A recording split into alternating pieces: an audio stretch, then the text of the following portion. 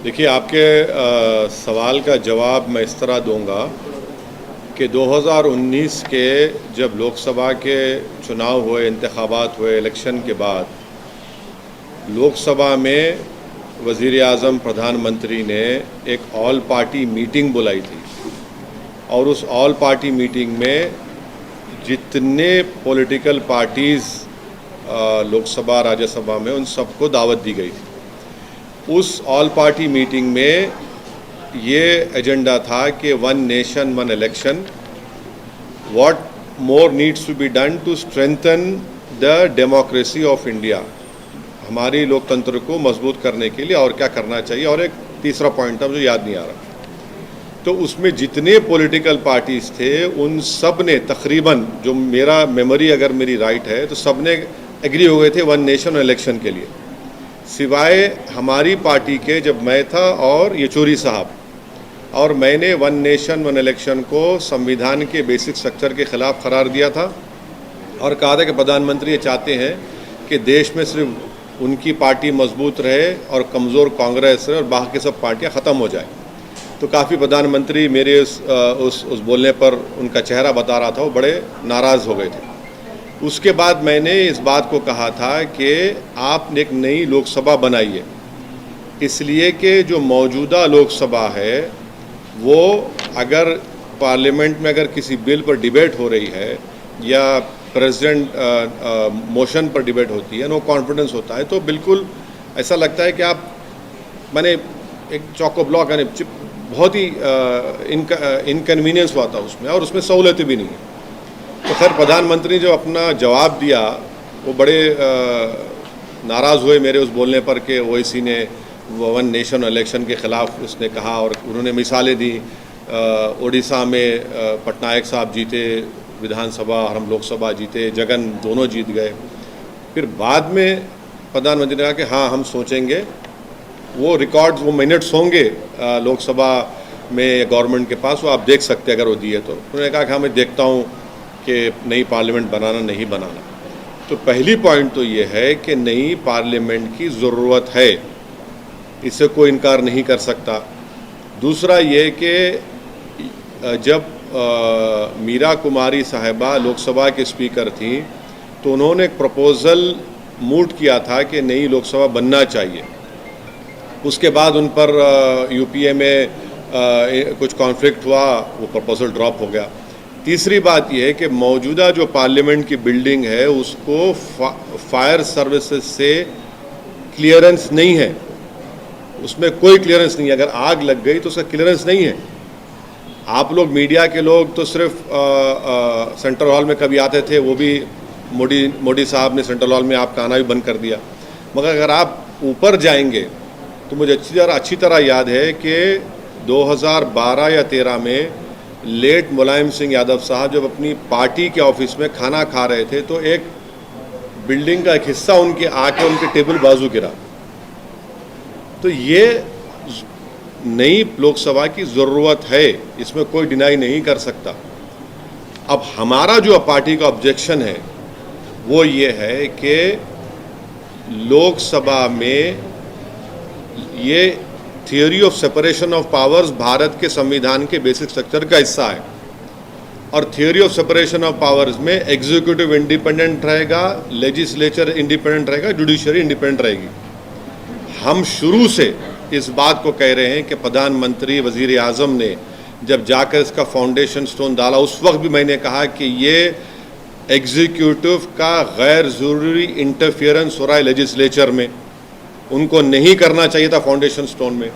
जब national emblem का inauguration हुआ उस वक्त भी वज़ीर आज़म और प्रधानमंत्री मोदी पहुंच गए, स्पीकर साहब पीछे खड़े हैं, उस वक्त भी मैंने ऑन रिकॉर्ड कहा था गलत हो रहा है।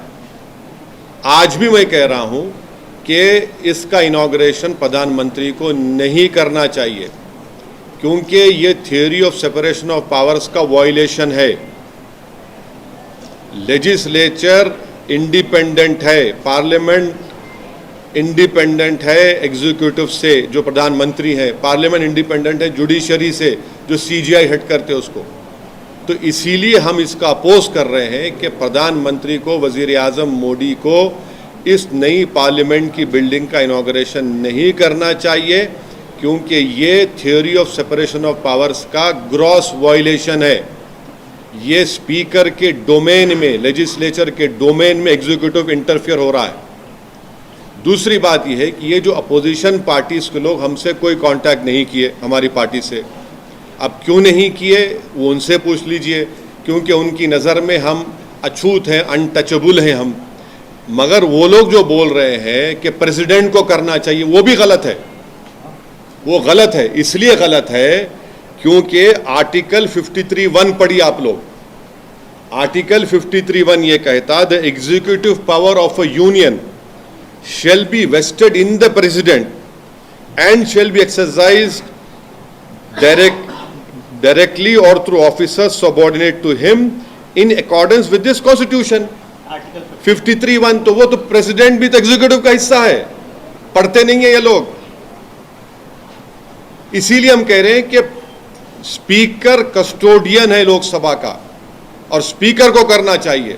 हम देश के वजीर आजम से, प्रधानमंत्री से ये डिमांड करते हैं कि आप पीछे हट जाइए। आपका तो नाम आ जाएगा फाउंडेशन स्टोन में, इनॉग्रेशन स्पीकर ओम बिरला साहब करने दीजिए और पूरी देश को मैसेज दीजिए कि आप theory of separation of powers को मानते हैं, आप संविधान को मानते हैं और बेसिक स्ट्रक्चर को आप मानते हैं। ये हमारा ये कहना है इस पर। और सुनिए, क्योंकि प्रधानमंत्री अगर राजी हो जाते हैं कि स्पीकर ओम बिरला इस कांग्रेस इनॉग्रेट करेंगे तो MIM पार्टी उसमें उस फंक्शन में जाएगी। अगर प्रधानमंत्री हमारी बात को नहीं जाएगी तो हमारा मानना यह है कि प्रधानमंत्री एग्जीक्यूटिव के तौर पर वो theory of separation of powers को कमज़ोर करना चाहते हैं, वो लेजिस्लेचर के डोमेन में हावी होना चाहते हैं और ये हमारे बेसिक कॉन्स्टिट्यूशन के, संविधान के बेसिक स्ट्रक्चर का हिस्सा है। ये संविधान के लिए भी ठीक नहीं है, ये theory of separation of powers के लिए ठीक नहीं है, ये इंडिपेंडेंस ऑफ लेजिस्लेचर के लिए ठीक नहीं है। अगर प्रधानमंत्री वजीर आजम बजिद है कि मैं ही करूंगा इसका, तो फिर हम इस फंक्शन में शिरकत नहीं करेंगे। सावरकर के जन्मदिन पे कर रहे हैं, अगर ओम बिरला करते हैं तभी भी जाएंगे सावरकर?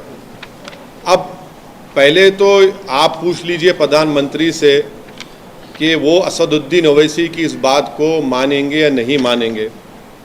जब अगर वो पब्लिकली कहेंगे कि ओम बिरला साहब स्पीकर हैं और वो इनॉग्रेट करेंगे, तो फिर आप आकर हमारे सामने माइक पकड़ के खड़े हो जाइए, हम आपको बता देंगे वो क्या होगा। वो क्या होगा, वो गधा के जैसा। गधा कैसा होगा? आप गधा को इस्तेमाल कर रहे हैं एग्जीक्यूटिव के लेजिस्लेचर के ऊपर।